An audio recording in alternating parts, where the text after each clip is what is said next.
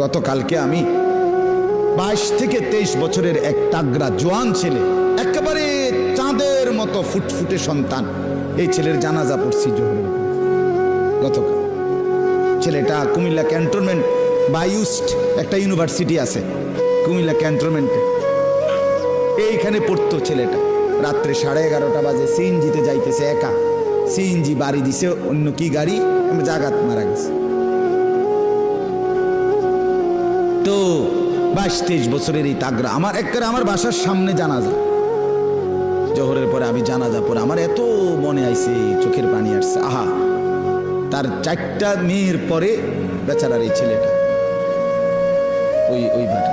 এই জানাজার মধ্যে উনি ছেলের বাবাটা একটা শব্দ মুখ দিয়া বলেন, উনি কোনো কথাই কয় না, মানে কথা কইতে আর ড্রাইভারের কি কবে বেটা, কোনো কথা নাই বেচারা।